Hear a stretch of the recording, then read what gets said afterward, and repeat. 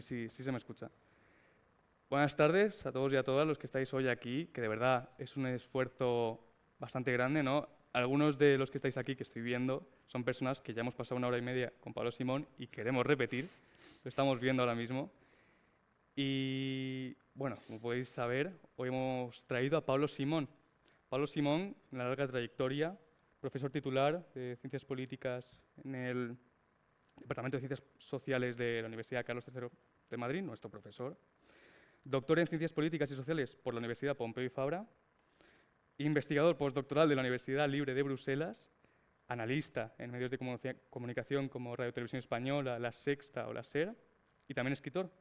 Algunos de sus libros pueden ser Votar en tiempos de la Gran Recesión, El Príncipe Moderno, Corona, Política en tiempos de pandemia y, en este caso, Entender la política.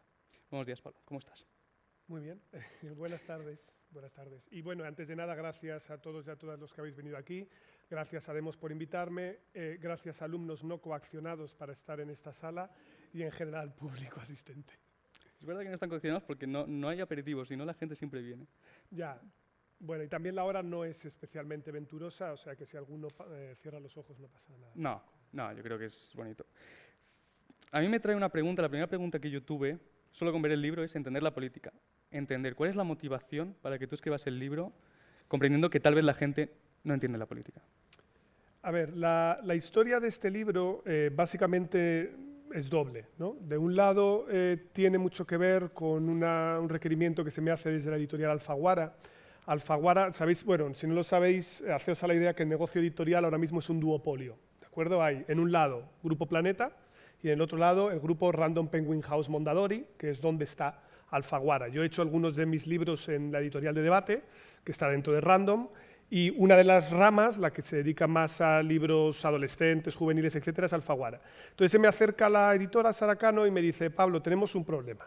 Y es que ahora mismo hay un déficit de 2 tipos de libros. No hay ningún libro interesante sobre educación sexual, afortunadamente no me hizo el encargo, pero hay un problema, y esto yo creo que es una cuestión que merecería la pena reflexionar, qué es lo que pasa para que ahora todos los temas que tienen que ver con sexualidad hayan desaparecido de la arena pública, no se habla nada en los medios audiovisuales, o sea, cuando yo era más joven, cuando era adolescente, cuando era joven, de hecho, entonces sí se hablaba de esto, ¿no? Y era relativamente común. Ahora está fuera del debate y, decía también, tenemos un déficit importante de algún tipo de libro que trate cuestiones políticas para acercárselo a un público más adolescente. Lo único que había muy irregular y a mi juicio malo en general era el libro de Política para Amador de Fernando Savater, que el de ética está bien, pero sin embargo el de política es bastante flojito. Y viniendo un poco también de mi experiencia en clase, porque yo ahora doy clase en Fundamentos de Ciencia Política, como muchos sufrís aquí, lo que me doy cuenta es del nivel tan enormemente dispar del que uno viene de casa.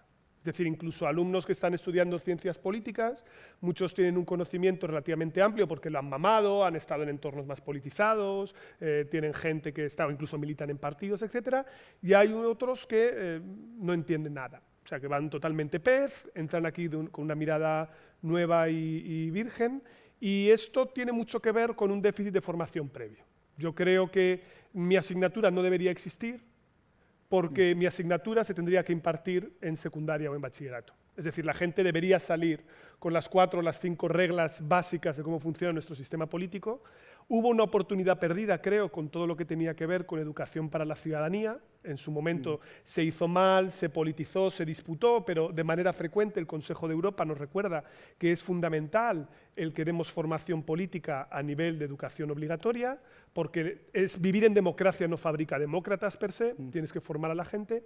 Y básicamente para eso lanzo también este libro. Es decir, yo creo que puede ser útil para profesores que estén en secundaria, bachillerato y desde esa perspectiva les pueda dar materiales de apoyo para tratar estos temas en clase, o en su defecto incluso para gente que le interesa la política pero no sabe, quiere refrescar ideas, quiere saber cómo se vota, quiere saber la diferencia entre el voto blanco y nulo o las principales ideologías. Bueno, para un público generalista también está bien porque al final termina siendo casi un manual de consulta. Es verdad que explica los tipos de voto, que hay voto blanco, voto nulo. Y hablabas también en el libro de unas anteojeras. Hablas de que la mayoría de la población lleva unas gafas, que son las ideologías, muchas veces sin darse cuenta. Entonces la pregunta surge aquí, ¿Cómo puede una persona, un profesor de instituto o incluso un profesor de universidad de la Carlos III o de la Complutense, cómo puede enseñar la ciencia política sin estar precondicionado ideológicamente? Vamos a ver, yo creo que esto tiene que partir de un principio fundamental y es la honestidad intelectual. Todos somos personas que tenemos sesgos y tenemos diferentes visiones de lo justo y lo bueno, es normal que así sea, pero lo que tú tienes que ser capaz es de entender un fundamento que a mi juicio es el tipo de ciencia política que se hace aquí y creo que es el tipo de ciencia política que es correcta. Digo que es correcta porque, claro, sería muy raro que es la que hiciera yo y pensara que es incorrecta, porque entonces cambiaría también. Es decir, creo que es la útil, creo que es la práctica. Y es la que toma una cierta distancia analítica con los objetos de estudio.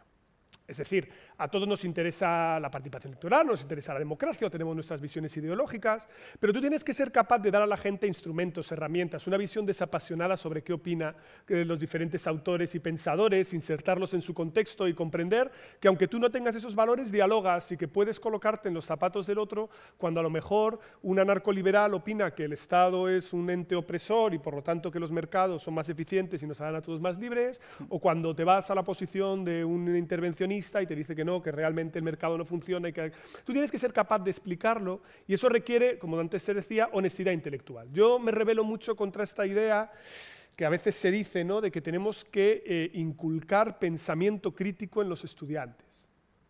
Estoy en contra. Y la razón por la que estoy en contra es porque normalmente el pensamiento crítico es hacer que el estudiante piense lo que el profesor piensa que es pensamiento crítico. A mí no me corresponde establecer lo que es. Es decir, a mí lo que me corresponde es darte herramientas para que tú luego puedas tener tus opiniones y ya está. Pero no pensamiento crítico per se, porque pensamiento crítico para alguien puede ser el pensamiento hegemónico en otros campos. ¿Qué es pensamiento crítico? Lo que planteo desde postulados en la izquierda o en la derecha en función de quién está en el poder. Eso no tiene sentido. Tú lo que tienes que dar a la gente es instrumentos y herramientas para que entiendas que, bueno, que la filosofía conservadora es así, que la impugnación fascista es de esta otra manera, que el ecologismo opera así, y tratar de ofrecer simplemente instrumentos, porque yo creo que la buena información sí se puede dar si uno es, insisto, honesto intelectualmente y riguroso analíticamente. ¿Pero crees que también debería tomar parte en esta acción los medios de comunicación y los políticos? Es decir, ¿crees que es un trabajo de todos? Debería serlo. Debería serlo, pero no hay interés. A ver, yo desde esta perspectiva soy bastante crítico. Yo creo que hay, digamos así, 40 y pico años de democracia ya da para empezar a tener una sociedad más formada y con más pedagogía democrática. Sin embargo, es verdad que dar a la gente instrumentos para que se forme su verdadera opinión y dar formación es algo que, digámoslo así, incrementa los costes de la manipulación para un político. Es más fácil el yo plantearos a una sociedad desinformada determinada orientación política que el que vosotros seáis gente informada y rápidamente reaccionéis, ¿no? Te pongo un ejemplo muy sencillo. Chicos, sistema parlamentario. Sistema parlamentario, le hemos dicho 1.000 millones de veces, gobierna el que es capaz de sumar los apoyos en el Congreso de los Diputados, en la Cámara Parlamentaria, y da igual que tú seas primer, segundo o tercer partido. ¿Vale? Sin embargo, como hay mucha gente que no sabe que esto es así, tengo cada elección, iba a decir cada puñetera elección, pero cada elección, que volver otra vez a lo del mantra de la lista más votada, que es enormemente cansado, que podemos discutir si ese principio lo preferimos, pero no como opera de acuerdo a las reglas de juego. Bien, pues ya empieza a emborronar. Ya empieza a emborronar cuando, si la gente sabe que esto no puede operar de esa manera, dicho argumento ni siquiera entra en el debate público. Por tanto, de una parte de los políticos existe una vocación que abarata los costes de manipulación y les hace la vida más fácil, que es tener gente que esté más informada y que tire solo de atajos ideológicos. Pero tienes del otro lado unos medios de comunicación que no hacen un esfuerzo en ese sentido. Unos medios de comunicación, que yo le entiendo, porque todo el mundo está jugando a esto, que lo que buscan son audiencias cada vez más fragmentadas, en un entorno de precariedad, en el que dar a la gente instrumentos y herramientas de formación es más costoso o se percibe como más aburrido. ¿Vale? Además es que es verdad, es que divulgar o contar cosas en los medios de comunicación, traer a expertos de cada tema es costoso. Es costoso en términos de producción. Vosotros, para que os hagáis a la idea, un periodista está todo el día con la lengua fuera intentando buscar personas para sentar en las mesas. ¿Vale? Ahora toca, atención, Gaza, Israel. Bueno, entonces se remueve todo el tablero y hay que buscar especialistas en esto, empiezan a descolgar. Los académicos hablamos muy mal. Los académicos y los especialistas sabremos muy bien escribir e investigar nuestros temas. En general, en términos de comunicación, somos torpones. ¿vale? Somos torpones y ya lo vivís también vosotros en clase, porque hay gente que es brillante, pero es mal docente porque simplemente no sabe explicar. ¿Vale?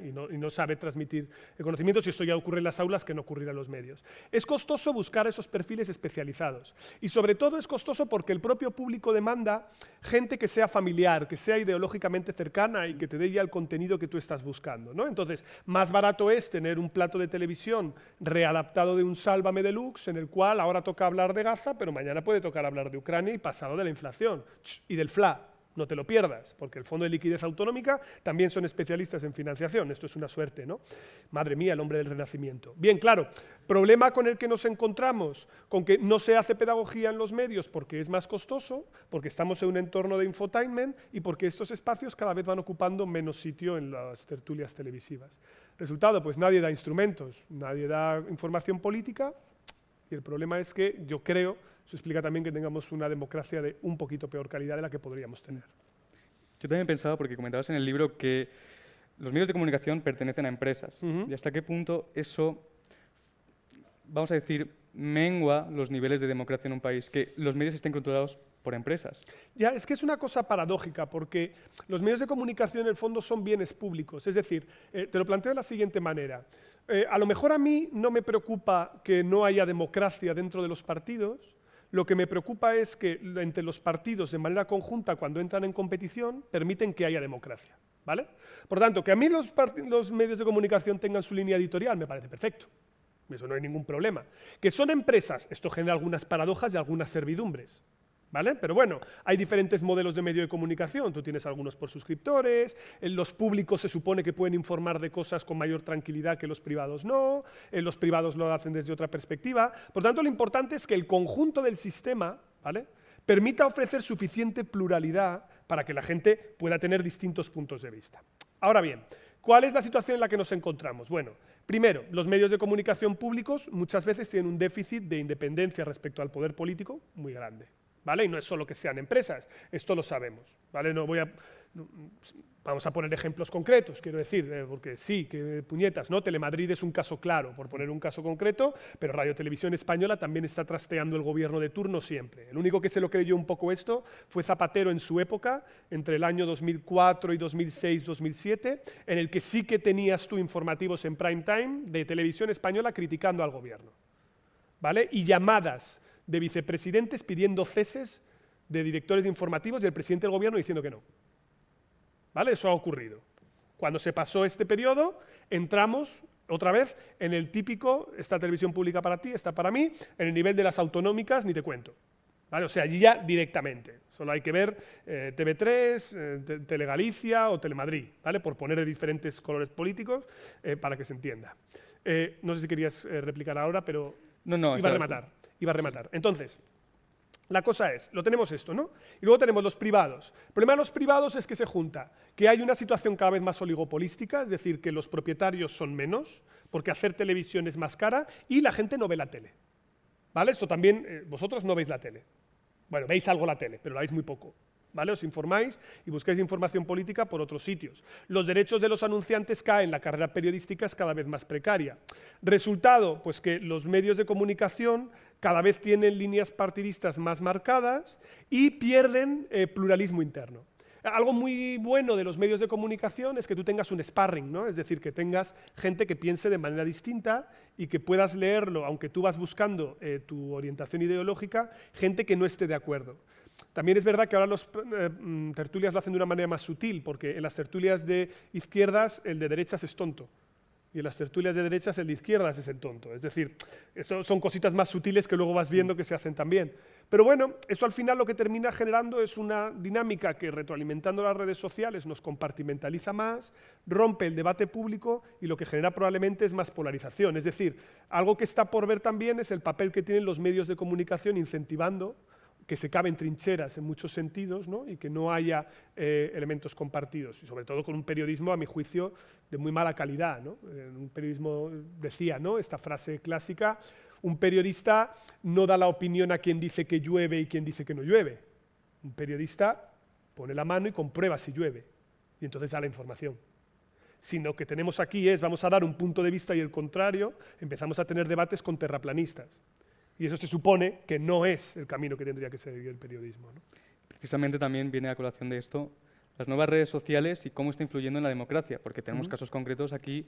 Por ejemplo, hasta hace un momento antes de entrar, Tsunami Democratic, se estaba investigando, se busca investigar a Puigdemont y esos grupos de Telegram que han movido desde el asalto al Capitolio. ¿Cómo se están moviendo las redes sociales con todo esto? ¿Y cómo afecta también que los medios de comunicación hayan pasado a las redes sociales porque se han dado cuenta de que el papel ya no llega a los jóvenes, por ejemplo? Sí, a ver, el tema de lo de las redes sociales se presta a una discusión más profunda, ¿no? Porque aquí hay dos grandes escuelas. Hay una primera escuela que lo que insiste mucho es en esta lógica de las cámaras de eco. Básicamente nosotros ya autoseleccionamos los contenidos que nos gustan cuando vamos a los medios convencionales, en las redes sociales todavía sería más bestia. Y esto además, generando o retroalimentado con el efecto del propio algoritmo, terminaría haciendo que nuestra visión del mundo sea cada vez más estrecha. Entonces, tienes hoy la encuesta de 40DB que dice que prácticamente están empatados los que apoyan a Palestina e Israel y que la mayoría de los españoles tienen una posición intermedia. Si tú vas a Twitter, depende de en qué burbuja comunicativa estés, parece que o todo el mundo es pro-sionista o todo el mundo es pro-palestino, ¿vale? Y esto demuestra hasta qué punto las redes sociales sesgan nuestra propia percepción de la realidad. Y eso es algo problemático porque luego desde ahí construyes categoría del mundo. Entonces, hay una escuela que dice, ojo con esto de las redes sociales, ¿vale? Y además permite otro elemento que yo creo que también es importante, que es que no es solo que nos cierren cámaras de eco, sino que da más espacio para la movilización de los extremistas. Por una razón muy sencilla, 8.200 municipios en España. En cada pueblo hay un tonto, ¿vale? Si se pueden juntar en redes sociales ya tienes 8.200 tontos, se van a asociar y van a pedir una audiencia con el ministro. Es decir, el problema es que la gente más extremista y más radical, que está aislada gracias a las redes sociales, que a veces permiten cosas muy buenas como movimientos sociales o como protestas contra dictaduras y cosas que hemos visto en otros lugares, también permite que los más extremistas se vuelvan categoría. Resultado también creo muy peligroso para el debate es que termina sublimando las posiciones más extremas. Es decir, que como tú tienes que construir un muñeco de paja del argumento del contrario, haces retweet a aquel que tiene la posición más extrema dentro del campo del rival.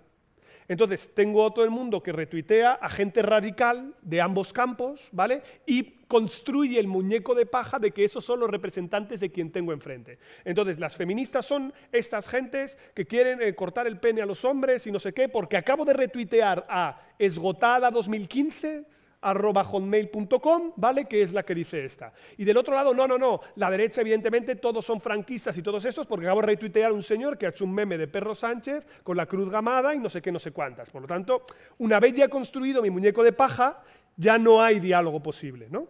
Hay otra escuela que es un poco más optimista, que dice que el consumo de redes sociales también ha conseguido una cosa que antes no se daba, que es exponernos a pensamiento diferente al nuestro.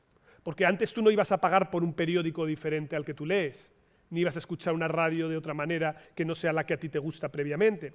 Y por lo tanto lo que habría ayudado las redes sociales ahí es que, precisamente por el consumo social, porque todos tenemos un tío, un primo, un amigo que comparte contenido con el que no estamos de acuerdo, nos exponemos también a esto. Entonces, sobre las redes sociales hay mucho debate sobre cuál es el impacto. Sabemos que ha cambiado todo de manera radical, y sabemos sobre todo que ha conseguido algo fundamental, ¿no? Que es minar nuestra capacidad de atención. Marta Peirano, que tiene un libro maravilloso que se llama El enemigo conoce el sistema, que os lo recomiendo, básicamente lo que hace es analizar esto y decir, no, si estos son grandes tecnológicas traficando con el petróleo del presente, que son nuestros datos, ¿vale? Trafican con ellos, porque, creedme, Elon Musk le importa cero los nudes que mandéis por WhatsApp, ¿vale? O sea, le importa cero. No os va a chantajear con eso ni le interesa. Pero si interesa meter vuestras pautas de consumo en una gran procesadora de Big Data para saber qué tipo de anuncios os tiene que poner, ¿vale? Para tratar de atraeros a consumir determinados bienes y no otros, o incluso microsegmentar a veces acción política. Y yo creo que eso es parte del desafío, ¿no? que tenemos, que es un espacio que no es público, en el que ocurre la conversación pública, donde la regulación va con retraso, donde todos los que aquí tenéis TikTok estáis vendiendo a Xi Jinping vuestros datos sin ningún tipo de problema, ¿vale? Y donde hay infraestructuras críticas controladas también por países autoritarios. ¿Y Europa qué tal? Europa intentando hacer regulación y ninguna de las 5 principales tecnológicas del mundo es europea. O es de Estados Unidos o es China. Pero aquí saludando y diciendo, no, nuestros valores, claro, Por ahí es también por donde se cuela parte de estos intentos o mecanismos de radicalización. Y ya por último, una cosa que nos ha ocurrido a todos, que es que no podemos estar sin mirar el móvil más de 2 minutos sin que nos dé un síndrome propio de un adicto a una tragaperras. Somos junkies de los datos. Y esto es muy problemático. Esto es muy problemático. Sí, sí soy. Pero Sí soy. sí soy. No, es verdad. Sí somos, Esto me lleva a una colación de... Tú hablas también en el libro de un horizonte incierto. Ujú. Y yo, por ejemplo, como estudiante de ciencias políticas, que le gusta la política ya desde antes, pienso que cada vez se embarra más la política. Por ejemplo, yo tengo un hábito que es el de irme a cualquier manifestación, da igual de la que sea, más que nada por mirar. Vale. Y se Cada cual produjo... tiene sus costumbres. Sí, y sus Bueno, vicios. Sus vicios, sí. Y yo me fui a la manifestación contra la amnistía, que yo lo sentí como un mitin. Ujú. ¿Hasta qué punto los partidos políticos han empezado ya a no separar las manifestaciones públicas de gente y hacer propios mítines? Sí, pero todo se mezcla. Es decir, vamos a ver. Primero, lo de la política está más embarrada que nunca. A mí me gustaría decir que tenemos métricas para compararlo de una manera empírica. Todos tenemos nuestra sensación, ¿no? Nuestra sensación es que esto está muy polarizado y está muy embarrado. El problema es que las sensaciones son algo enormemente subjetivo, porque también nos parece ahora el mundo más incierto de lo que era en los años 80. Pero yo no tengo tan claro que la gente que era joven en los años 80 viera tan claro el momento en el que estaba en aquellas circunstancias, en las que había amenazas, por ejemplo, que ahora han desaparecido, ¿no? Pero bueno, la guerra termonuclear era algo que estaba sobrevolando en ese momento, ya sabéis, a alguien se le va la mano en el botón rojo y nos vamos toda la humanidad a tomar por saco. Bueno, eso estaba ahí sobrevolando, ¿no? Y tú dices, ostras, los años 90 en España fueron años muy crudos, ¿eh? Fueron años muy crudos. Yo, evidentemente, no guardo apenas recuerdo de aquello, pero teníamos investigaciones sobre terrorismo de Estado, ¿vale? El caso de los GAL. Teníamos el miedo porque había ocurrido el crimen de las niñas de Alcácer, que igual os suena en ese contexto, ¿no? Empezábamos ya a discutir las mujeres libres, no, tal. Teníamos Jesús Gil, ¿no? Como el precursor ya de lo que había de ser el berlusconismo después, ¿no? Empezábamos a tener esto. Teníamos una banda terrorista en activo, que mataba gente. Es decir, es muy complicado decir que no estábamos peor en términos de... Aunque el debate esté muy crispado, no te digo que no. En términos objetivables, me resulta un poco más complicado. Ahora, entiendo lo que tú dices de... Hay una percepción de falta de puentes, falta de mesura, de polarización y de partidos que cada vez utilizan más mecanismos de protesta como un elemento para cuestionar la legitimidad del adversario. Yo creo que eso tiene que ver con una cosa que esto Lluís Orriols lo trabaja mucho más, ¿no? El tema de la polarización. A mí no me gusta mucho la palabra polarización porque construye una falsa simetría, ¿vale? No creo que todo el mundo esté en las mismas coordenadas, pero bueno, eso daría para otro debate. Lo que sí yo creo es que estamos empezando a construir una cosa que se llama, en términos académicos, polarización afectiva. La polarización política es sana y recomendable. Esto ya sé que suena un poco raro, pero el que los partidos políticos defiendan ideologías distintas y programas diferentes me parece normal. Y el que discrepen, es que es lo lógico, es que tiene que haber siempre esto. Pero cuando eso se filtra a los electorados, y los electorados muestran rechazo por el electorado de su rival porque tiene un miedo existencial a que gobierne, que es lo que estamos empezando a ver, miedo existencial, voy a desaparecer, pero me da igual a izquierda y a derecha. Es decir, el miedo existencial de la izquierda a que haya cualquier gobierno con Vox, equivalente en términos de su razonamiento, estoy hablando, no hablo de la amenaza para la democracia, del razonamiento, al que hace el votante de derechas cuando piensa en un gobierno apoyado por independentistas. El problema es que al generarse tanta tensión y al generarse un miedo y una angustia a que gobierne el otro, primero, vemos dinámicas en las que las voces se silencian. ¿Vale? El dato bastante abrumador del Eurobarómetro, de ese 46% de los españoles que dicen que no hablan nunca de política con familia y amigos. Nunca. ¿Vale? Ha subido 12 puntos en los últimos 5 años. ¿Vale? Y es prácticamente el doble que la Unión Europea. ¿Vale? Por lo tanto, hay una parte que es, el debate está muy crispado, me pasa hasta a mí. Yo es que por las mañanas me pongo radio musical. ¿Vale? Es que yo no puedo con este nivel de matraca. O sea, no puedo. Entonces la gente se inhibe y muchas veces hay una parte que está más politizada, pero hay otra que se silencia. Bueno, esto ha ocurrido en Cataluña durante los años más difíciles del procés, en el que decía, chico, ¿para qué vamos a discutir? Oye, dejémonos, vámonos a hablar de otra cosa y no hablamos de política, ¿vale? Lo dejamos. Tenemos ese ruido, ¿no? Ese ruido ambiental. Resultado, ¿quiénes se quedan si se va la gente que venía a tomar una copa en el bar y los que están dentro del bar son los hooligans? El nivel de decibelios aumenta. Luego lo que vemos en el debate público es la gente más ruidosa y más extrema, que genera un efecto boomerang y todavía continúa retroalimentando más la dinámica de los que se silencian antes. Y por último, y esto es para mí el gran problema, empieza a ser, porque esto lo medimos muy mal, también te digo que esto en España no tenemos muy buenas métricas, normalmente se mide con desconfianza a los líderes. Estados Unidos lo miden con en qué medida te da miedo tomarte una caña con alguien de un partido rival o te daría angustia que tu hijo o tu hija se casara con alguien de un partido rival. ¿Vale? O sea, para que os hagáis un poco la idea de en qué niveles están allí, ¿vale? Hasta qué punto se generan burbujas. ¿Cuál es el resultado de todo esto? Claro, si tengo miedo existencial a que el otro gobierne, frustrar que el otro gobierne por tierra, mar y aire es legítimo. ¿Vale? Porque como el otro gobierne va a acabar conmigo. Y eso trunca el principio de reversibilidad del poder, que es yo soy hoy la mayoría, paso a ser la minoría, pues la minoría se va tranquilamente a su casa, se queda tranquilo y espera su turno, porque sabe que el otro, aunque sea mayoría, no va a lesionar su existencia. Hará su proyecto con el que no estoy de acuerdo, por supuesto, pero no va a acabar conmigo.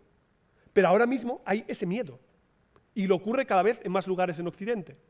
Por eso estamos empezando a ver cuestionamiento de las reglas de juego, cada vez en más lugares. Por eso vemos esta tensión, esa volatilidad. Y esto es común a todo Occidente, ¿vale? En esto no somos nosotros diferentes a lo que está pasando en más sitios.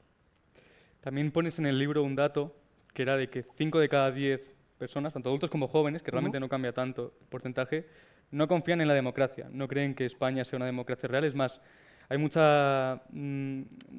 debate de España es una partitocracia. ¿Qué responderías tú a esas personas que dicen que en España no hay democracia, sino que es una partitocracia?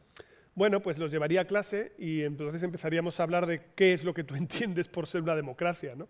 A ver, mira, tengo la impresión de que más allá de los partidos y la crítica a la partitocracia, y que podemos discutir si ahora los partidos tienen más poder de lo que deberían, no tendrían que, digamos así, retroceder un poco y dejar más espacio a algo que lo debería llenar, que es la sociedad civil, que aquí es muy pequeñita, en general en España el asociacionismo es muy escaso.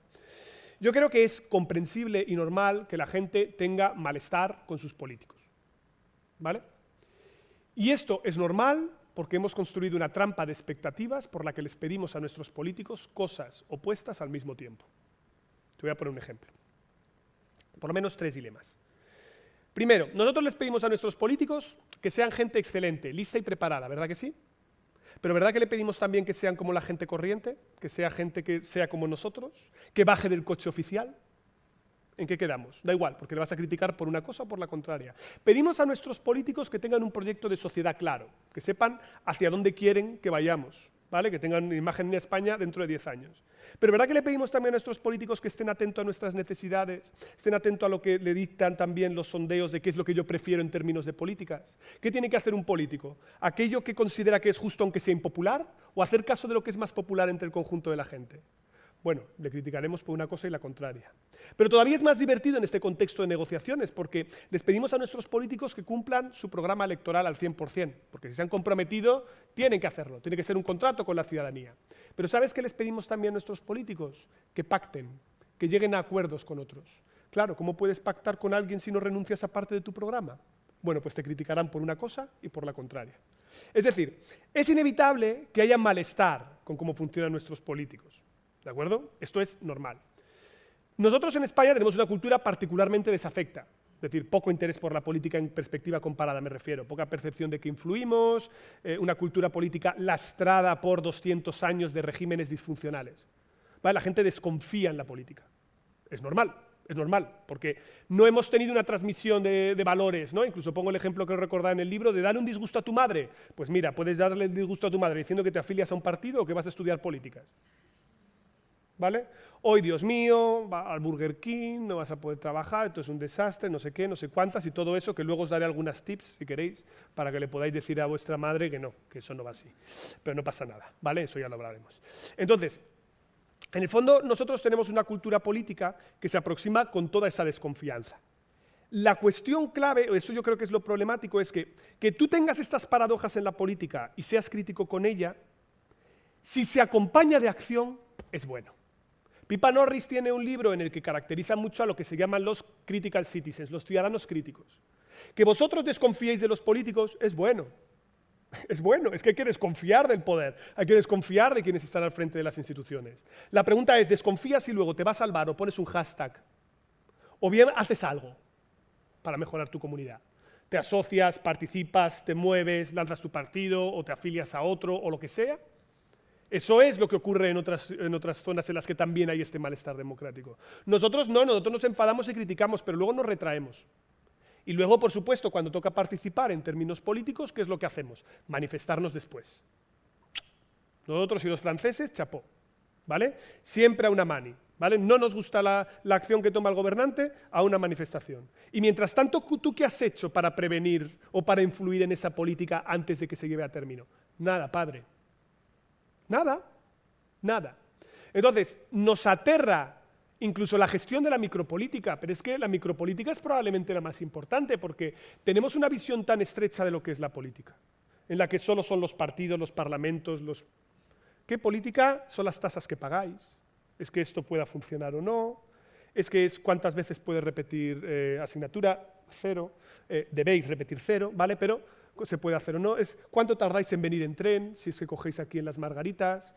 Cuánto cuesta vuestro abono transporte y por qué para los mayores de 65 es gratis, pero el abono transporte para jóvenes no lo es. Es decir, todo ese tipo de cuestiones tienen que ver con políticas. Eso es política. Y cuando concibes que la política es algo que te afecta de manera directa y que tiene impacto en tu vida, entonces a lo mejor tienes una aproximación diferente al tema. Pero no hemos sido capaces de romper con esta idea de que la política son los políticos y que la política no es algo que nos interpele como ciudadanos. Ahí es donde creo yo que nos falta por dar el clic. ¿También piensas que entonces hay una concepción errónea de la democracia como un fin en el que un país debe llegar, sino más bien la democracia es un constante proceso de lucha, de quejas? Es un equilibrio. Es decir, la democracia, si tú te vas a decir un equilibrio en el que todos perdemos si nos salimos de él, ¿no? O hay unos sectores que pierden más que otros. Entonces, en el fondo, la democracia se puede concebir como un procedimiento, ¿vale? Esto lo hemos visto. Hay elecciones competidas, la mayoría pasa a ser la minoría, se desaloja el poder, no sabemos quién ganará antes. Pero la democracia también son valores. Es decir, la democracia es un equilibrio, pero es un equilibrio que también se construye sobre un hábito de la creencia en determinados valores que son consustanciales a nuestro sistema político. Y es lógico que en el desacople entre lo que el sistema nos da y lo que el sistema nos promete, nazca la acción. ¿Vale? Eso es bueno, que la gente tenga concepciones exigentes de lo que es la democracia. Eso yo creo que está bien. Pero claro, hay determinados valores sin los que ese equilibrio no es sostenible. Por ejemplo, el pluralismo político. Si tú no concibes que la sociedad tiene que ser plural y que es imposible que todos pensemos igual, y que el pluralismo implica sentarse a la mesa con gente que piensa distinta, y porque piense distinta no es ni corrupta ni malvada, piensa diferente, llega a conclusiones distintas, y tendremos que buscar, o no, depende, ¿no? Mínimo común denominador, o decirte, oye, no estoy de acuerdo contigo en esto, y estas son las cuestiones, ¿vale? Pero yo no te niego tu derecho a poder participar en la arena pública. Bueno, pues ese tipo de valores también son relevantes. Y ese valor tiene que estar en las élites y tiene que estar en la ciudadanía. Pero lo que vemos es que el consenso se ha roto sobre todo por arriba. Es decir, se ha empezado a romper y los propios líderes tienen cada vez concepciones más monistas de la realidad. O sea, lo contrario del pluralismo es el monismo. Hay una sola verdad, mi verdad. ¿Vale? Y desde ahí es más complicado construir espacios de pluralismo político en los que podamos buscar entendimientos. De nuevo, si yo fuera aquí smithiano, ¿no? Que esto es la Carl Smith y compañía, diría, no, la política es conflicto. Y el conflicto hay que vencer o morir, y ya está. Pero mi concepción es más bien pluralista, y mi concepción personal, por supuesto, cada cual tendrá la suya. Y yo creo más bien que la política es baile. Es decir, la política es un acuerdo continuo entre diferentes sectores en el que tienes que agrupar mínimos comunes denominadores y esto va cambiando y nos vamos moviendo y las sociedades van evolucionando, a veces en una dirección, en otra, y eso es parte de cómo funcionan nuestros modelos, ¿no? Por eso son inestables, por eso se están perdiendo, o sea, se están repensando continuamente, pero cada vez tenemos más amenazas. O sea, cada vez tenemos más amenazas y yo creo que esto es evidente. Tenemos al enemigo exterior. Y el enemigo exterior son sistemas autoritarios que dicen que democracia, ¿para qué? ¿Vale? Yo estoy pensando, por ejemplo, en los chinófilos que cada vez nos salen más, ¿vale? Hay que fijarse en los modelos de capitalismo de Estado que operan en China y qué bien, qué perfecto, orden social, tal, mejores. Y luego los enemigos interiores, a veces también financiados por el enemigo exterior, entre comillas, y hago bien en llamarlos enemigos, que son estas personas que promulgan o que promueven ideologías antipluralistas, y que básicamente quieren erosionar el sistema, diciendo que ellos van a dar voz a los que no tienen voz. Y esta doble dimensión, la externa y la interna, en el fondo toca con dos problemas de nuestros sistemas democráticos. Primero, ¿cómo hacemos que nuestros sistemas democráticos sean más eficientes? Dando políticas públicas y dando bienestar, construyendo sociedades más cohesionadas. Ese es un primer reto, no es fácil. Y el segundo reto es cómo consigo que la gente se sienta incluida en el proceso. Que los que no tienen voz sientan que sí que la tienen realmente. Que lo sientan. No significa que no la tengan. Pero tú necesitas sentirlo. Y la gente no lo siente. ¿Vale? Y todo eso junto es, yo creo, los dos desafíos que tenemos en los sistemas democráticos. Pablo, tú en el libro explicabas la burocracia que conlleva, por ejemplo, trabajar en el Congreso de los Diputados, trabajar en el Tribunal Constitucional. Lo explicas en una segunda persona, apelando al lector, diciendo tú eres un diputado. Si tú el día de mañana, ponemos un caso hipotético, un juego, pudieras reformular las instituciones españolas, ¿qué cambiarías? ¿Qué crees que es necesario? Tanto, por ejemplo, en la fórmula, es que hablabas de la fórmula de Hon, ¿puede ser? ¿Haría falta cambiarlo, la representación, el Senado? ¿Es necesario? Clase institucional. Claro, esto daría aquí, porque claro, es una carta a los Reyes Magos lo que me estás pidiendo. A ver, hay cositas que tocaría, desde luego, muchas, muchísimas. Es que no sé ni por dónde empezar.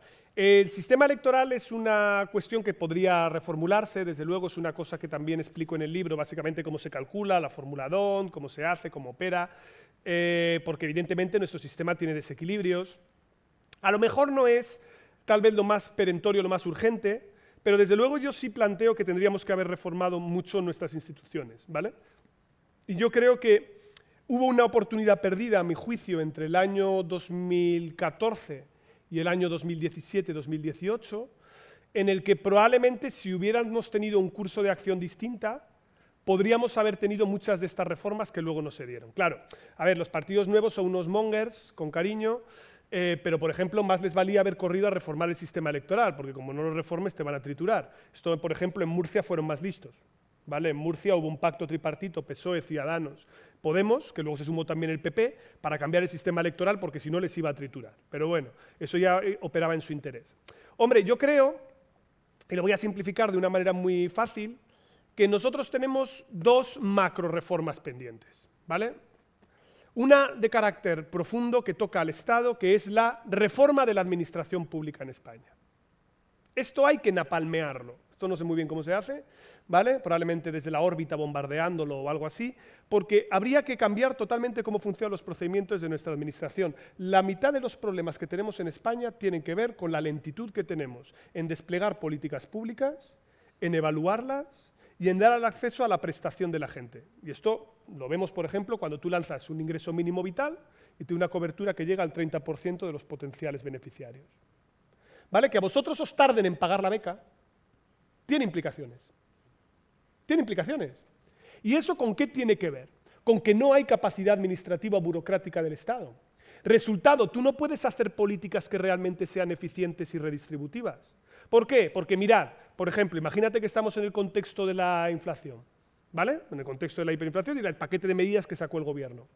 Hombre, una cosa que estaría muy bien es decir, bueno, pues hay que bonificar la gasolina porque hay gente que la necesita.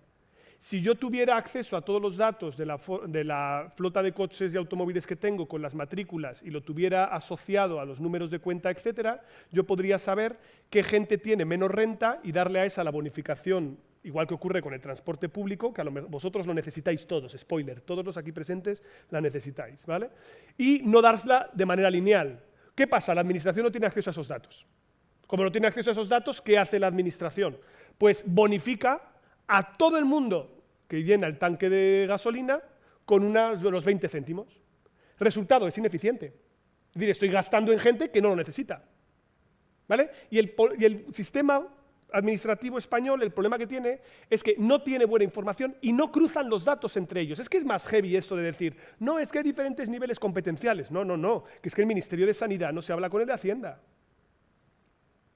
Que es que no tengo datos cruzados de seguridad social, Hacienda, Sanidad. Es que yo podría saber transportes. Y bueno, y cuando dice Y todavía me flipa más el discurso de los libertarios, ¿no? Cuando dicen esto de, oh, Dios mío, me han mandado un mensaje porque va a llover en Madrid, y no, el gran hermano. Pero si estás aceptando las cookies todos los días, ¿pero qué me estás contando si esa información la tiene Google? ¿Vale? Es decir, si durante la pandemia había un registro de cuántos pasos andabas, ¿vale? Que se sabía el cumplimiento o no del confinamiento y lo sabía mejor Facebook de lo que lo sabía el Estado, porque no tiene los instrumentos. ¡Oh, Dios mío, el gran hermano! Pero si de lo que se trata es de hacer políticas que funcionen mejor. Y por tanto también de optimizar la información que tiene la administración, la evaluación de si las políticas públicas funcionan o no, tener capacidad administrativa, tramitar expedientes más rápido y todo hacerlo con una cosa en la que el DNI electrónico no se ha parecido a Alicia en el País de las Maravillas para intentar ejecutarlo en un puñetero navegador, porque si es Internet Explorer, vale, pero como sea Chrome, pues ya no. Y que sacar billetes con la... ¿Vale? Es decir, había un amigo mío que decía que la mejor manera de acabar con la droga en España era legalizarla y que se tuviera que comprar a través de la página web de Renfe. ¿Vale? Porque ya está, acabas con las drogas en 2 días. Porque nadie puede manejar bien esa página. ¿Vale? O sea, Dios mío. ¿Vale? ¿Qué sobrino de qué ministro habrá diseñado esa página? No lo sé. Pero esto es muy problemático, pero no lo pensamos, pero genera infinitos costes que afectan nuestra vida. Percepción, el Estado tiene menos instrumentos, funciona peor. Por lo tanto, este es un paquete de reformas, que sería la leche hacerlo. Pero es muy difícil hacerlo porque son sectores muy funcionalizados, tienen inercias, hay que cambiar procedimientos, es complicado, no te digo nada a la universidad, pues bueno, bien. 2, un clash en términos de reformas institucionales que ajusten el hardware institucional que tenemos al software de un sistema de partidos más fragmentado. ¿Vale? Y aquí lo que estamos viendo es que nuestras instituciones siguen operando como si estuvieran en un entorno bipartidista, cuando tenemos un entorno mucho más fragmentado y requieren más eficacia. O sea, tendría que reformar el sistema de la investidura para que fuera más sencillo. Habría que darle más financiación al Congreso de los Diputados para que pueda hacer más asesoramiento técnico. Habría que regular bien lo de los reales decretos leyes para que el Gobierno no se dedique a aprobar decretos leyes sin que esto pase por el Congreso la mitad de las veces, o que sea un sí o un no, un trágala. Habría que reformar a fondo la justicia. Por supuesto que sí, pero no solo el sistema de elección, que podríamos discutir cuál, ¿vale? Y aquí no tengo una posición muy firme, pero sobre todo los medios de la justicia. Justicia que llega tarde es justicia que no es, ¿vale? Y se ve, 70% de los españoles piensan que la justicia no es independiente en España. Claro, es que esto es un problema. Es un problema muy gordo, porque la gente no percibe que la institucionalidad funcione. Tenemos que tener más capacidad para que los ayuntamientos puedan recaudar tributos, tenemos que cambiar el sistema de financiación autonómica, tenemos que hacer que el modelo de descentralización no dependa de las mayorías del Congreso de los Diputados, y por lo tanto hay que revisar el artículo 8º y ver también los estatutos de autonomía cómo funcionan, y así me pasaría horas. O sea, hay muchas reformas que están pendientes de hacer. Y luego tenemos un montón de políticos que muchos tienen muy buena voluntad y que lo intentan, pero que no pueden porque no tienen esos instrumentos para poder hacer las cosas. Por eso al final el resultado es que ellos son malos. No, es que aunque sean buenos, la mitad de las veces la institucionalidad se lo pone muy difícil hasta aquel que quiere diseñar las mejores políticas públicas posibles.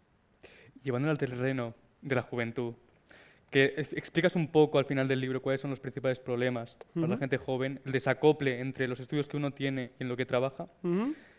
¿A qué se enfrenta la gente joven a día de hoy? ¿A qué no? A ver, vamos a empezar por el principio en esto. No sois el colectivo de jóvenes que más me preocupa, ¿vale? Os lo digo así de claro. Y hay una razón para ello. Lo que sabemos es que la empleabilidad de los universitarios es como alta, ¿vale? Y además marca Carlos III y tal y cual. Hemos construido aquí una marca, ¿vale? Santa Rita, vamos a mantener esta ficción mientras dure, ¿vale? Que hace que tengáis un premio de mercado y por lo tanto que os podéis colocar y el desempleo no es un problema para vosotros.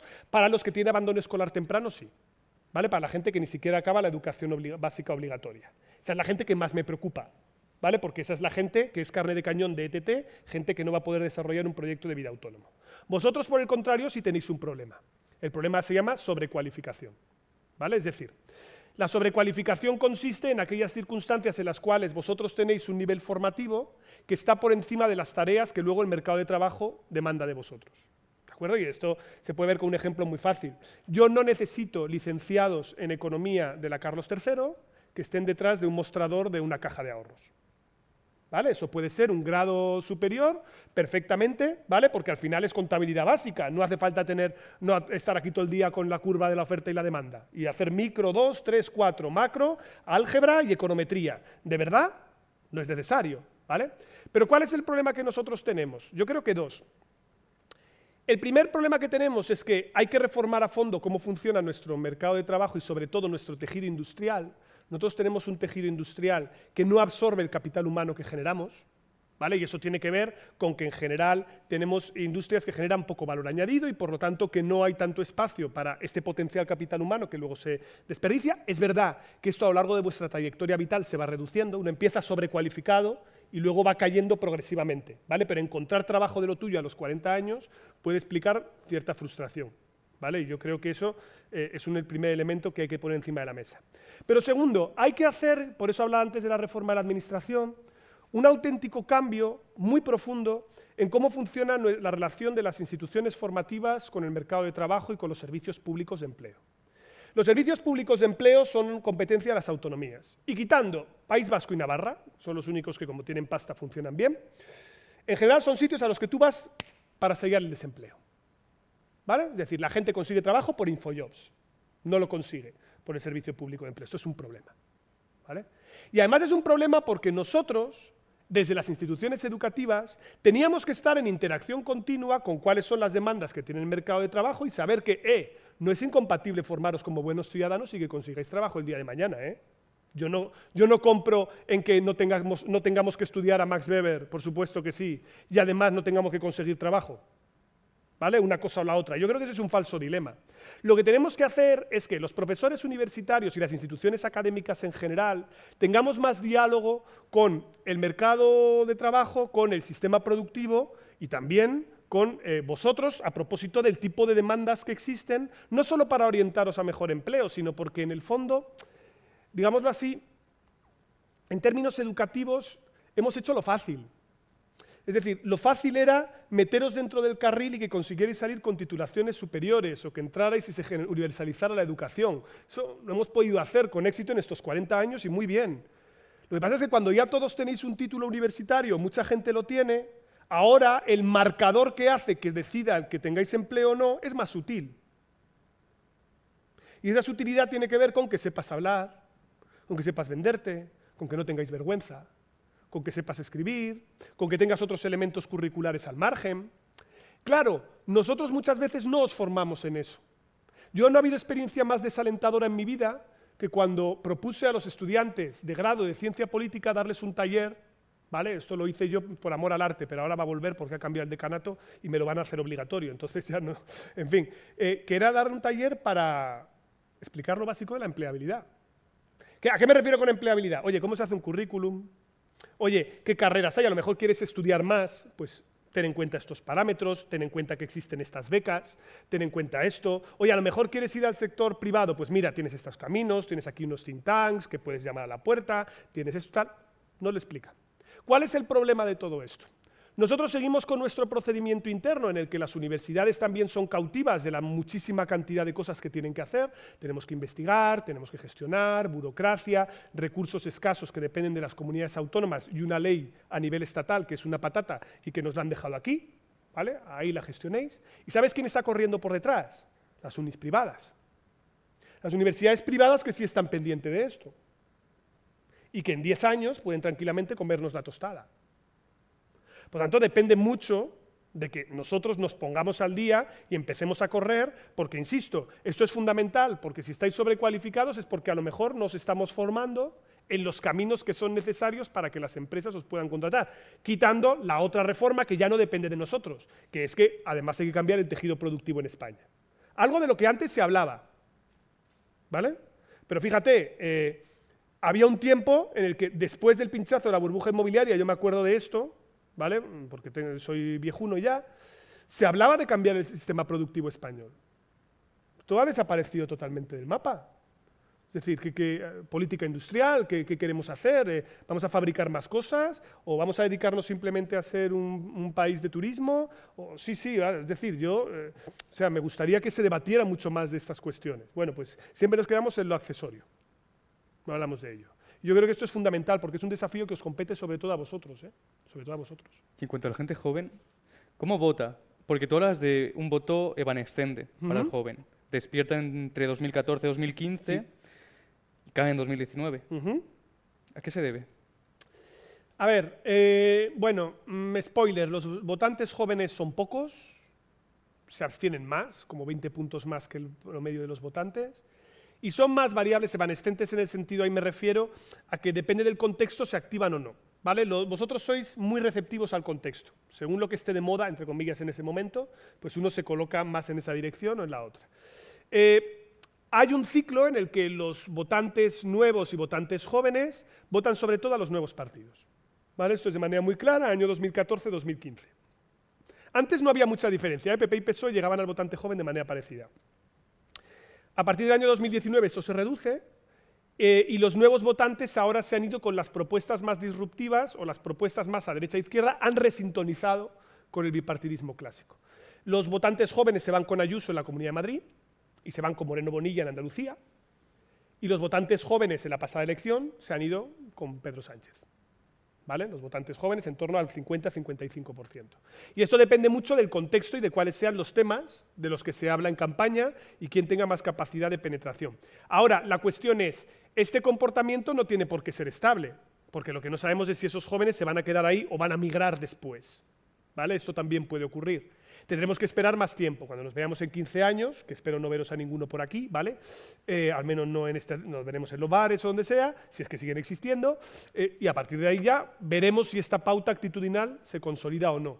Pero esto, a mi juicio, demuestra una cosa muy importante, que es que no está escrito que los jóvenes luego no puedan resintonizar con propuestas que atrajeran a sus mayores.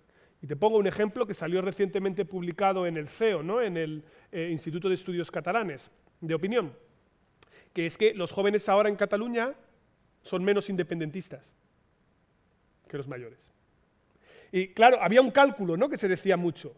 Como los yayos van a morirse y son los más españolistas y los jóvenes son todos independentistas, en 20 años Cataluña independiente.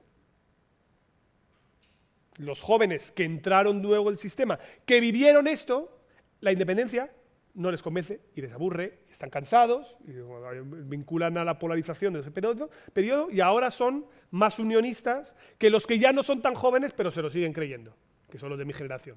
¿Vale? Esto también pasó en Canadá, por cierto, ¿eh? En Quebec, si veis los datos, pasó exactamente igual. Los que vivieron la época de los referéndums lo vivieron muy a flor de piel, pero esa gente ahora mismo tiene ya 50 años. 60 años. Son la cohorte que sigue siendo independentista, pero los que vienen por detrás son todos federalistas. Por lo tanto, que las actitudes se mueven y que no está escrito que haya una actitud ganadora. Quiero decir con esto, vosotros nos salís en la encuesta del año 2020 como que estáis más interesados con el feminismo y con el medio ambiente que la generación precedente. Pero eso no significa que los que vengan detrás también. Puede ser que lo que vengan detrás les interese otras cosas, o haya una reacción en sentido contrario, o cosas que no podemos anticipar. Depende del contexto y la contingencia política. Bien, y ya para concluir un poco, hablas siempre de las cenas de Navidad y las frases de cuñado. Yo he traído algunas, pero más que nada para hablar de los sesgos que pueden haber. Vale. Por ejemplo, ¿qué le responderías a una persona que dice, esto nos ponemos en 2015, por ejemplo, mi voto es para Albert Rivera, es clarísimo que hay evidencias de que el PP y Ciudadanos no son lo mismo. Yo es que soy de centro. ¿Existe el centro? Existe el centro. Existe la gente que se ubica en el centro, por supuesto. El centro político, si no es ni PP ni PSOE, eso te coloca en el centro. Muchas veces se confunde centralidad con centro, que no es exactamente lo mismo. Pero bueno, oye, yo lo que le diría a él es, adelante, si te convence Albert Rivera, ya está. Y aún te diré más, en 2015 tú estás más o menos sintonizado con lo que los votantes de Ciudadanos piensan de sí mismos. Es decir, cuando Ciudadanos surge, año 2014-2015, la gente que vota a Ciudadanos se ubica mucho en el centro, en el 5, ¿vale? Se colocan ahí. A medida va llegando 2019, se van colocando ellos solos más en el 6. ¿Vale? O sea que me gustaría hablar con esa persona en 2019, antes de la votación de abril, a ver si sigue pensando que es de centro o se ha convertido en liberal reformista. Otra frase es, que no se quejen, al rey le votaron los españoles, trajo la democracia a España. Él solo, a pulso la trajo. ¿No? Vino el rey y dijo, oye, toma la democracia y tal. Hombre, pues le diría, bueno, es indudable que es una figura histórica que va a ser muy difícil de enterrar, por cierto. Esto nos va a pasar también con Jordi Pujol. porque son personajes históricos enormemente importantes, son casi como padres fundadores de la patria, que han tenido chanchullillos que hacen que su legado esté un poquito empañado, ¿no? Pero, hombre, yo diría que la llegada de la democracia a España es fruto de un esfuerzo colectivo de mucha gente, no solo de lo que decidiera o no el rey. Lo que sabemos seguro es que el rey quería la preservación de la monarquía y fue muy exitoso en ligar en el pack monarquía y democracia, ¿vale? Porque al fin y al cabo es la única democracia desde los años 70 que restaura la monarquía también consigo. No niego la importancia de esa figura histórica, pero desde luego la llegada de la democracia a España tiene también muchísimo que ver con lo que hicieron los partidos políticos y lo que hizo la resistencia antifranquista. Vamos, digo yo. Las siguientes son: las diputaciones solo son un nido de enchufismo. No solo, pero. ¿Vale? No solo, pero. Es decir, una cosa que se echa de menos es que sean más transparentes. Porque muchas veces los capítulos de gasto dentro de las diputaciones no los conocemos bien, las diputaciones en España no son electas, a mí me encanta que haya cosas que estén a tiro de urna, es decir, a mí me gustaría que si los vascos votan sus diputaciones, cabildos insulares y consejos insulares también se votan, oye, ¿por qué no podríamos votar directamente las diputaciones, ¿no? Y es verdad que muchas veces se convierte en un sitio en el que no está clara las funciones y se recoloca a gente que viene de otro sitio de los partidos. Entonces, lo mínimo exigible sería más transparencia para saber si efectivamente esta afirmación es cierta o no. Pero desde luego hay algunas diputaciones que son históricas en España, estoy pensando por ejemplo en Ourense o estoy pensando en Alicante. Bueno, no sé, al presidente de la Diputación de Alicante le tocaba a la lotería un año sí y otro también. Bueno, y ahora es presidente de la comunidad. Bueno, Fíjate. pues, Me lo encontré en el meeting, por cierto. Pues mira, pues es lo que tiene. La otra, esta la había comentado antes, el Senado no vale para nada, hay que quitarlo porque solo es un gasto. Hombre, no sirve para nada, podría servir para más. Desde luego, el Senado en España, la utilidad que tiene es reducida, porque al final es una Cámara de segunda lectura, que es un apéndice asimétrico que tiene muy poquitas funciones. Como segunda lectura, los vetos y las enmiendas se pueden levantar desde el Congreso. No funciona como una Cámara de representación de las comunidades autónomas. Por tanto, podríamos darle una pensada. ¿Suprimirlo? Bueno, hubo países que lo suprimieron. Es verdad que si lo reemplazas por conferencias periódicas de presidentes, a lo mejor tampoco se notaría mucho la supresión. Pero también es verdad que, bueno, ya que lo tenemos ahí, podríamos buscarle una utilidad, ¿no? Pero desde luego yo creo que ahora la tiene reducida. Decir que no sirve para nada, a lo mejor es un poco fuerte, pero sirve para poco, eso seguro. Ya, si me da tiempo. Esta realmente no la entendí ni yo, Vale. pero un buen presidente de España es el que ha de hablar bien. Y el mejor presidente de España que hubiera tenido es Miguel Ángel Revilla. Bien, es que a mí Miguel Ángel Revilla me empuja a la lucha armada, entonces no estoy para nada de acuerdo con esa afirmación. No, básicamente por una razón, ¿no? Yo creo que para ser un buen político hace falta una serie de atributos, ¿no? Desde luego, yo creo que la comunicación es un elemento relevante y ser capaz de conectar con la gente, ¿vale? Es también algo relevante, pero yo creo que ese tipo de discursos que muchas veces manejan algunos políticos, que no son populistas, son más bien demagógicos, ¿no? Muchas veces lo que buscan es decir cosas que la gente quiere oír, pues no es, a mi juicio, el ejemplo de lo que tiene que ser un buen político. Yo creo que un buen político tiene que ser capaz de tener buenas habilidades de comunicación, yo creo que eso es fundamental, pero sobre todo tiene que atreverse a algo clave, ¿no? Que es a tratar a los electores como mayores de edad, de hacer pedagogía democrática. Yo creo que eso a veces se echa un poco en falta, pero entre mis referentes políticos yo tendría antes a Manuel Marín, que fue antiguo presidente del Congreso de los Diputados, que a Miguel Ángel Revilla. Alguien que tenía la dignidad propia del cargo y además era perfectamente capaz de, detrás de esa solemnidad, ser capaz de ser alguien muy pedagógico y ser alguien también muy cercano con la ciudadanía. Bueno, Pablo, pues si te parece podemos dar paso a las preguntas. Cualquier pregunta que tenga, os animamos a participar, cualquier cosa. De verdad, porque hay chorradas que también me aprecian en frases de cuñado en internet, desde el Coletas quería hacer de España Venezuela, desde si quieren que se independicen, pero el Barça que juegue en la Liga de Cataluña. Muy bien. Mucho comunismo, pero tienes un iPhone. Ajá, mi favorito. Si alguien tiene alguna pregunta que quiera hacer. Yo no tengo iPhone. Hola, Pablo. Hola. Una pregunta sobre uno de los grandes problemas que decías, que era la reforma de la administración. Que es lenta, que hay mucha burocracia, que tardamos en implementar las políticas públicas.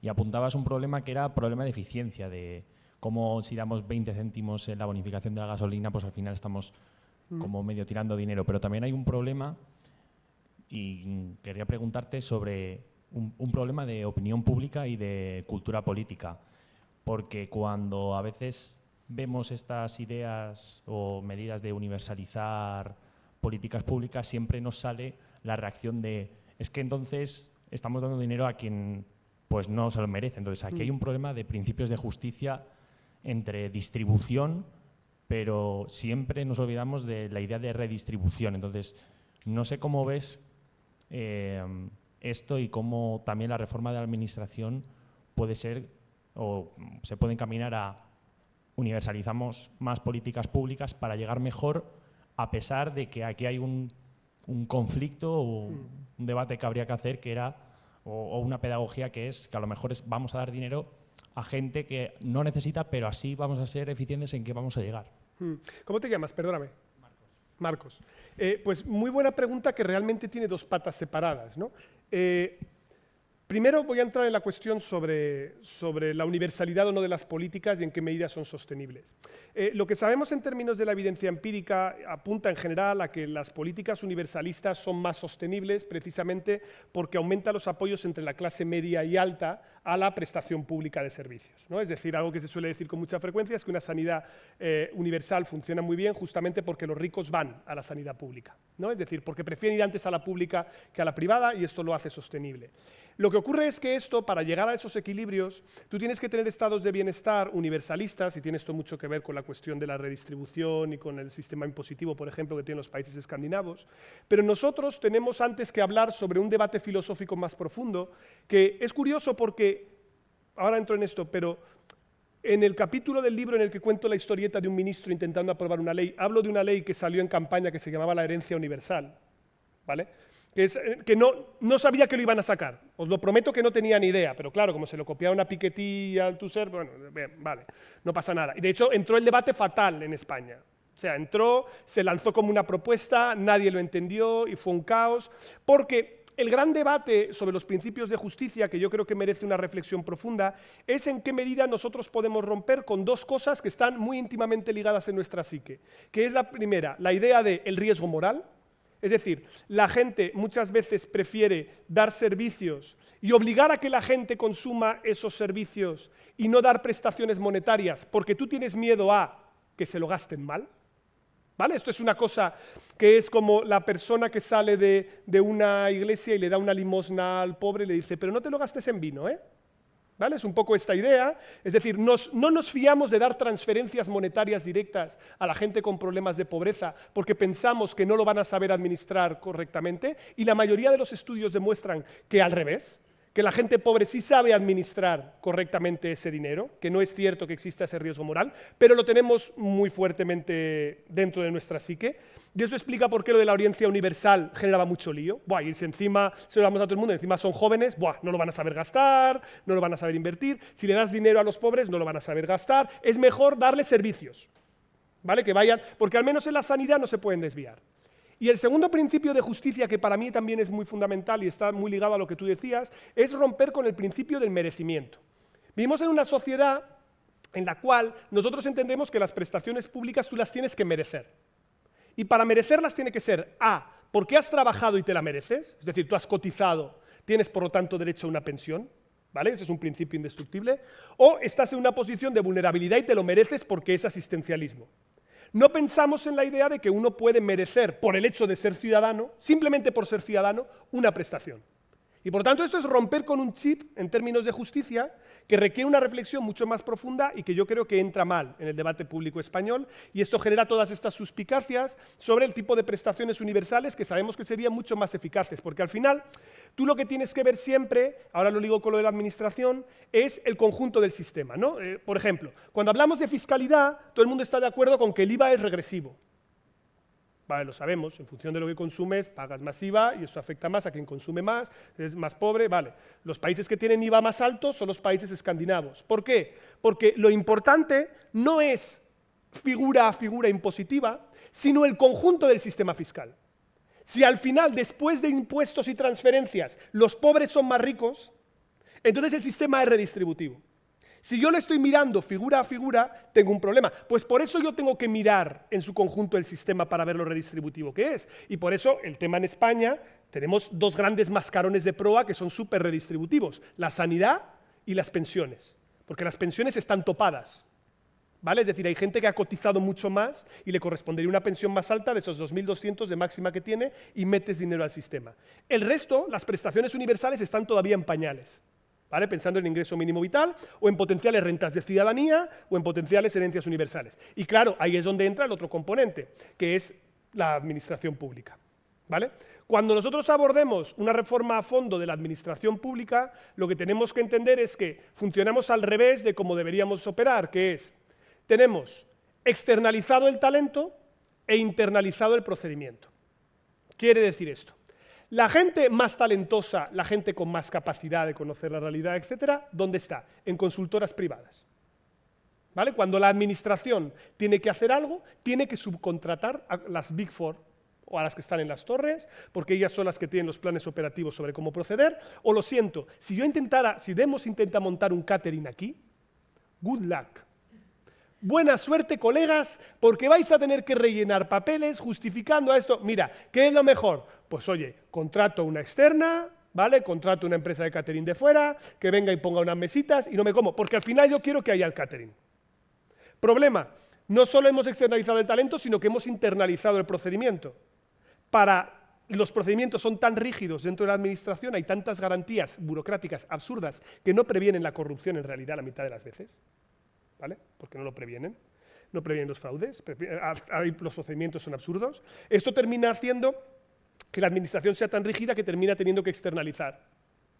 Resultado, pues que no somos capaces de llegar y esto pone una brecha muy fuerte a lo que puede hacer la administración pública en términos universales. Voy a poner un ejemplo con una política concreta y ya lo dejo. Una de las políticas que este gobierno no ha recuperado, pero que a mí me parece capital, es una sociedad pública del alquiler.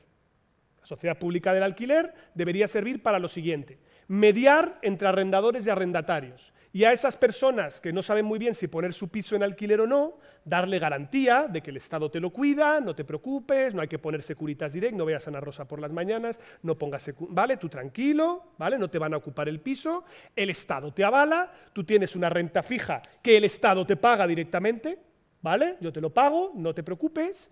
Y a cambio pongo en circulación este piso de esa persona temerosa que no sabe si ponerlo en alquiler o no. ¿Vale? Esto los vascos ya lo tienen, como no, pero porque tienen también pasta. En España se cerró cuando llegó el gobierno de Rajoy y no se ha restablecido. ¿Qué es lo que le pasaba a esa sociedad pública del alquiler? Que no tenía información y no podía llegar. ¿Sabes qué es lo que tuvo que hacer? Subcontratar inmobiliarias. Volvemos a lo mismo.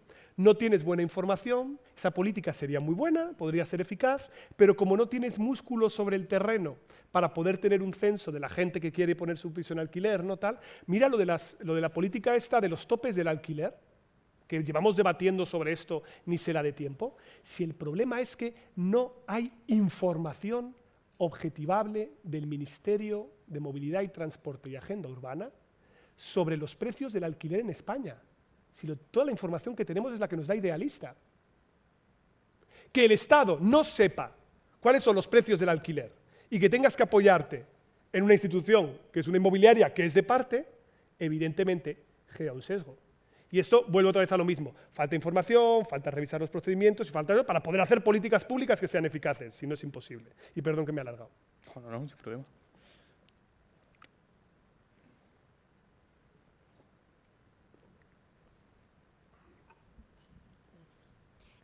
Bueno, antes que nada, muchas gracias por venir aquí. Me ha parecido una charla bastante interesante y bueno, mi pregunta es un poco para picar. A ver, hemos hablado de reformas en el ámbito político, pero me gustaría hablar de la reforma de la Constitución. Entonces, si eso es algo viable y sobre todo si la sociedad española lo pidiese, lo solicitase, más... ¿sería algo posible de llevar a cabo y que siguiese funcionando eficazmente la política como la entendemos hoy en día en España? Pues gracias por la pregunta. ¿Cómo te llamas? Perdóname. Aroa, soy la vicepresidenta. Aroa, de muy bien, sí. vice. Te puedo llamar vice, entonces.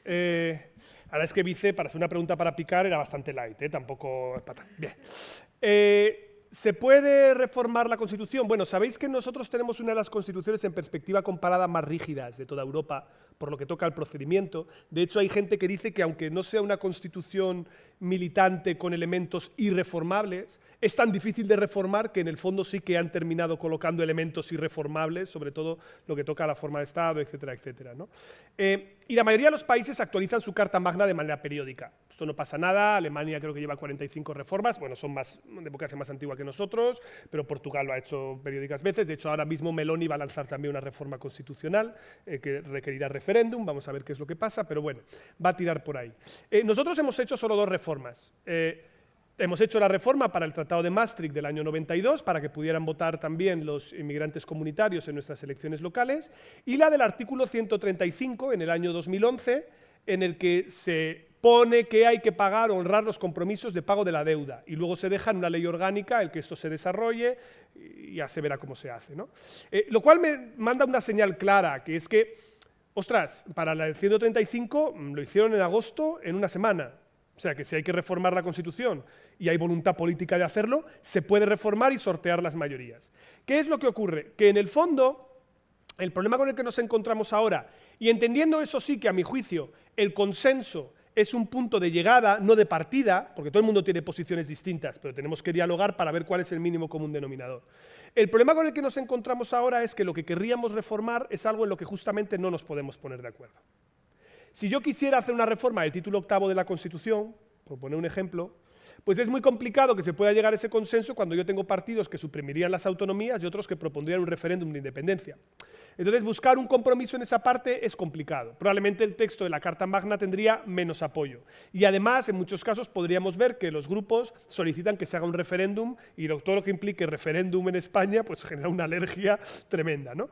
Por lo tanto, en el fondo, yo soy de los que piensa que por ley orgánica se pueden cambiar ya muchas cosas que tocan a la vida de la gente y que probablemente haya que explorar esa vía, que sí que es solo la de una mayoría absoluta. Pero el problema con el que nos encontramos, esto es lo que más me preocupa a medio plazo, es que igual que le pasó a la Constitución de 1874, cuando empieza a haber un desacople entre la realidad material del país y la realidad jurídica, hay cada vez más fatiga de materiales. Entonces tienes que ir actualizando la Carta Magna para que las dos cosas se aproximen. Yo creo que el diseño constitucional es una obra de orfebrería, es una filigrana muy bien hecha, es un vamos tirando, ¿vale? Vamos a poner un artículo y el contrario juntos y pegaditos, ¿vale? Y vamos a poner la libertad de cátedra ahí con el derecho también a que haya educación privada y que la Iglesia pueda tener un rol en esto y tal, y lo mezclo todo junto ahí, así tú te agarras donde quieras. Y era fundamental para tener un consenso constitucional amplio, debería actualizarse, pero yo veo unos mimbres muy difíciles. Entonces, el problema de esto es que si tú tienes una constitución cada vez más zombie y materialmente modificada por vía de leyes orgánicas o de un constitucional que cada vez te la va cerrando más, esto genera cada vez más tensión y es lo de siempre. Dicen, no, el Tribunal Constitucional tumbó la sentencia del Estatut de Cataluña y no sé qué, no sé cuántas. Bueno, lo que remite es a algo evidente, que es que lo que tenían que haber hecho a lo mejor era una reforma constitucional. Es decir, no hacer la casa por el tejado, no hacerla por donde no es, sino hacerla por ese camino. Problema, que haya cada vez más desacople y que terminemos en un momento en el que, no sé si la Constitución terminará colapsando, yo creo que no, se irá hundiendo y se irá perdiendo legitimidad, sino que a lo mejor, pues yo qué sé, terminemos en alguna locura constituyente o algún proceso que tú sabes cómo lo abres, pero nunca cómo lo cierras, ¿vale? Y esto es así y estamos en un consenso en el que mira lo que ha pasado en Chile, sin ir más lejos, cuando han abierto su constituyente, ¿vale? Que lo había la izquierda de buena fe y quien gana la comisión constituyente ahora es la extrema derecha, ¿vale? Y entonces, ¿en qué quedamos? Por eso yo creo que cuando se abordan reformas de este tipo hay que ser cautos, Y la gente en el fondo, lo de siempre, en las encuestas dice que está de acuerdo con la reforma constitucional, pero cuando ya empiezas a preguntar a la gente qué cambiarías, ya la cosa se pone más complicada. Y a lo mejor la gente no necesita tampoco saber qué cambiar de la Constitución, si el acuerdo puede darse por arriba de una manera más técnica, ¿no? Pero yo sí que creo que habría que darle una pensada, pero ahora mismo mimbres políticos no hay. Eso, vamos, en ese Congreso todavía menos. Casi no hay mimbres ni para que salga un gobierno, es decir, imagínate para reformar la Constitución, ¿no? Mi pregunta es un poco más amplia. Claro. Y es que si tú crees que pueda existir una alternativa a la democracia que no sea una dictadura? A lo mejor es un poco tonta la pregunta, pero... Mira, esto, a veces un problema que tenemos en las ciencias sociales y en ciencia política en general es que estamos a veces tan pegados a la realidad empírica que nos falta imaginación. ¿Vale? Y yo creo que sí tenemos que avanzar hacia horizontes en los que seamos capaces de pensar institucionalidad democrática diferente, ¿no? Y te voy a poner un ejemplo de fórmulas imaginativas o mecanismos que podríamos pensar, ¿no? Von Reybrouck tiene un libro que se llama Contra las elecciones, un tío que lo conocí yo en Bruselas, luego vino aquí a presentarlo, tal y cual, es un tío muy majete. Además tiene cosas muy raras, porque lo mismo te escribe del Congo que te escribe de legitimidad democrática, y lo hace súper bien. Esa gente que es virtuosa en todo. Y él decía que un elemento que hemos perdido, esto a mis estudiantes les sonará, un elemento que hemos perdido en nuestras democracias representativas ha sido el sorteo. Y que a lo mejor podríamos empezar a pensar en tener cámaras altas sorteadas. ¿Vale? Y dices, wow, esto puede sonar muy heavy. Pero a lo mejor introducir a los ciudadanos corrientes, elegidos mediante sorteo, sin que los votemos, dentro del procedimiento democrático, sirve para insuflar de legitimidad al sistema, ¿no? Horizontes posibles, por ejemplo, Manuel Castells, el probablemente peor ministro de universidades de la historia de España, y eso que creo que solo ha habido dos, por tanto, ya, en fin, planteaba todo esto era la época del optimismo tecnoutopista, ¿no? La época en la que se planteaba mucho la idea de que a través de Internet íbamos a poder buscar wikidemocracia, mecanismos en los cuales la gente participara a través de Internet en el proceso de deliberación y de toma de decisiones públicas, etc. Bueno, lo que hemos visto es que, claro, como al final Internet tampoco es un espacio público y tenemos mucho miedo de que nos manipulen y de que haya empresas que puedan condicionar nuestra opinión, tampoco está del todo claro que esta sea una alternativa fácil. Por lo tanto, yo creo que lo que no deberíamos olvidar es que, aunque ahora vemos nuestras democracias como inamovibles, nuestras democracias representativas son fruto de un lento proceso de sedimentación y de aprendizaje y de prueba y error, ¿vale? Y yo creo que lo que vamos a continuar viviendo a futuro, sobre todo sobre estos vectores, ¿no?, de eficiencia y de tratar de que la gente tenga mayor sensación de receptividad, es nueva institucionalidad democrática y vamos a seguir experimentando, ¿vale? Pero no sé si vamos a ir a regímenes diferentes de los que tenemos ahora. Pero al final tú tienes como dos polos, ¿no? O la gente se implica en el proceso de deliberación pública o tienes una autocracia. Luego hay mixtos, hay híbridos que están entre estos dos polos, ¿no? Entonces lo que tendrá también la democracia que repensarse es cómo es capaz de ofrecer alternativas que sean sugerentes para mecanismos que cada vez vemos más, que es autoritarismos con fachadas democráticas, ¿vale? Que tienen elecciones, que tienen partidos, pero en el fondo que son sistemas autoritarios. Y ahí es donde tenemos que pensar en qué dirección evolucionamos, ¿no?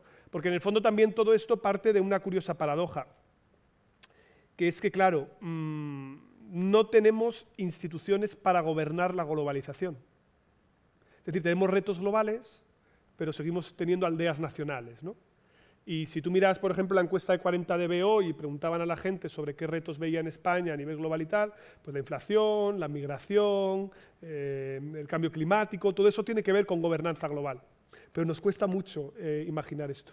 Por lo tanto, he dado un montón de vueltas para no darte una respuesta, lo cual tiene cierta habilidad, pero sí que es verdad que hay que repensar la institucionalidad democrática y yo no me atrevería a decir hacia dónde podemos ir. Pero sí tenemos que atrevernos a probar. Y yo creo que eso deberíamos intentar hacerlo y también mucho más en el nivel local, que a lo mejor es el más cercano desde el que podemos empezar. No sé si hay alguna pregunta más. Agrupamos 2 o 3 preguntas y mientras Aroa vas preparando para hacer el sorteo. Si te parece, hacemos las preguntas todas seguidas. A grupo. Vale, sí, Venga, yo hago una pequeña. Y perdona porque me estoy alargando en la respuesta. No te preocupes. Era un poco analizando la situación actual. ¿Me preguntas tú? Política, sí. Pregunto yo, pregunta él, y si alguno más quiere, agrupamos dale. todo. Una de las cosas que se habla de los últimos tiempos de la política es el ritmo acelerado que cómo ha evolucionado. Pues lo que ha pasado hace una semana ya no es noticia. Hace un año teníamos una posición y por lo que es el día a día de la política la cambiamos.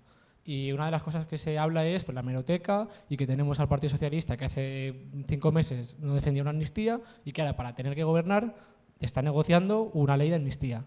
¿hasta qué punto se le puede pedir a los políticos que es bueno, o sea, se puede exigir que es bueno cambiar de opinión, pero ¿dónde podemos poner el límite de lo que es cambiar de opinión argumentadamente o lo que es cambiar de opinión por puro interés partidista? Porque estamos en un momento de pactos, de coaliciones y de llegar a acuerdo con otras formaciones. Muy bien.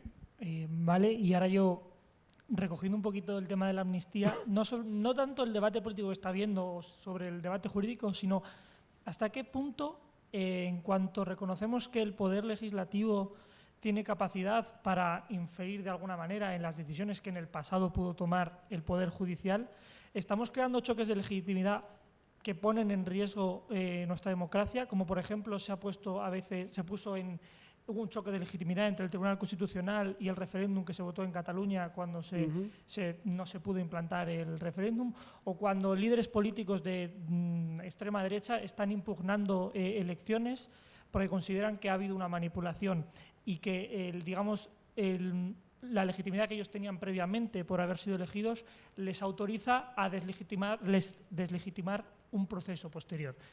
¿Hasta qué punto eso puede llevarnos a un retroceso democrático, como sí está ocurriendo en otros lugares, porque hay choques de legitimidad? ¿Había alguna pregunta más? Última oportunidad, Contestamos. Vale, Chachi. Bueno, a ver, las dos cosas. La aceleración de la política, sí, eso ha quedado muy viejuno, perdón. La aceleración de la política, efectivamente, como tú muy bien dices, los ciclos de atención son cada vez más cortos, las hemerotecas son demoledoras para todos, los políticos se van moviendo continuamente y la opinión pública tampoco le presta demasiada atención. Y esto, evidentemente, lo que ha hecho es que hay una inconsistencia permanente. Lo que era noticia la semana pasada ya deja de serlo y ahora estamos hablando mucho de la amnistía, pero os aseguro que de aquí a 3 meses, pues esto, ¿vale? Por eso todo el mundo corre y se mueve. Entonces, yo creo que aquí hay que distinguir dos cosas separadas. Y creo que es importante hacerlo, ¿no? El primero es, los programas, como antes había comentado, no es la paradoja de las expectativas. Los programas de los partidos políticos, si no tienes mayoría absoluta, no los puedes cumplir, tienes que transaccionar, tienes que pactar, y ese pacto no está nunca en un programa electoral. ¿Vale? Es decir, nosotros en nuestra democracia representativa lo que hacemos es elegir a representantes, estos buscan acuerdos con diferentes formaciones, porque ellos administran nuestro caudal de confianza. Y cuando a nosotros no nos gustan los pactos a los que llegan, ¿qué hacemos? Pues en la siguiente elección, patada. ¿Vale? Así es como funciona el sistema, y esto hace que todos los gobiernos se terminen desviando de su mandato cuando no tienen mayorías absolutas, porque todos lo tienen que hacer, no les queda más remedio que transaccionar, ¿vale? Pero, y tienes razón, uno, cuando está modificando el programa y el mandato que ha recibido en las urnas y lo hace de una manera, a mi juicio, como es este caso que nos ocupa, tan clara, tiene la carga de la prueba. Es decir, en un sistema representativo, nuestros representantes a veces se desvían de lo que la gente dice y esto puede tener diferentes razones. Por ejemplo, Mariano Rajoy dijo que jamás subiría los impuestos cuando llegara al gobierno, según llegó los subió. Estás haciendo lo contrario a lo que has prometido. ¿Por qué? Mariano Rajoy explicó, dijo, mire, yo he llegado, he visto que la situación es más crítica de lo que me pensaba, no queda más remedio que girar, hay que hacerlo de esta manera, ¿vale? Por lo tanto, un primer elemento es que tú puedas justificar porque hay unas circunstancias sobrevenidas. Otro posible argumento es porque esta medida, aunque yo no la había prometido, se muestra eficaz. Por ejemplo, mire, OTAN de entrada no, ¿vale? Yo no vamos a entrar nunca en la OTAN, pero nos han dicho desde la Unión Europea o las comunidades europeas que, hombre, estar en la OTAN echa una mano prima para entrar, ¿vale? Entonces, mira, voy a hacer la pantomima de este referéndum, incluso me la voy a jugar y no sé qué, no sé cuántas, pero al final vais a darme la razón y vais a ver que ha sido una buena decisión porque termina siendo eficaz y termina siendo positiva, ¿vale? En ocasiones los votantes exoneran también cuando alguien se desvía de su programa, porque los votantes en una elección no solo responden a una pregunta, es decir, ponen todo en la balanza, ¿no? Entonces, a lo mejor en los indultos tú dijiste que no ibas a indultar, pero has indultado, pero mira, ha llegado el momento de votar y a mí, como me gusta más la política del salario mínimo que has hecho y todo está mezclado, pues cojo y revalido la confianza, ¿vale? O sea que los votantes no siempre te castigan porque tú te desvíes de tu mandato. Pero en términos democráticos, no resultadistas, no de cómo va a reaccionar la opinión pública o los votantes, eso a mí me da igual. Le importa a los partidos, le importa a los gobiernos, entiéndeme, hablo en términos democráticos. En términos democráticos, tú tienes la obligación de salir y explicar por qué has cambiado esa postura y ofrecer argumentos que sean persuasivos. ¿Vale? Y es verdad que es imposible desligar lo que todo el mundo sabe que está ligado, que es que decías una cosa y ahora dices la contraria porque necesitas 7 escaños que antes no necesitabas. Y con otra aritmética parlamentaria esto no habría sido necesario. Claro, hombre, tienes que vestirme el muñeco mejor. De momento, y esto yo creo que es algo que se explica probablemente porque están negociando todavía en curso y ya veremos qué es lo que pasa, ¿no? De momento los vacíos en política siempre se llenan. Y si los socialistas no ofrecen una explicación de por qué van a adoptar esto de la amnistía, el problema es que, y no lo explican, porque de momento no están ofreciendo ningún argumento, a mi juicio, suficientemente sólido, salvo que no gobiernen los otros y pacificar Cataluña. Pero luego lo voy a descomponer respondiendo a la otra pregunta y me parecen un poco endebles. El problema de esto es que se llena. ¿Y con qué se llena? Pues con la crítica legítima a que has cambiado de opinión. ¿Vale? O sea, que has mentido a tus electores. Por lo tanto, yo creo que hay que distinguir estas dos cosas. El tema de que nadie va a cumplir su programa, los pactos son legítimos y es normal que tú rectifiques y te acoples a las mayorías parlamentarias que hay, y eso es fruto de una correlación de fuerzas en el Congreso, pero claro, si te desvías como lo haces, tienes que explicar a la opinión pública en términos democráticos por qué lo haces, porque si no erosionas la confianza en las instituciones.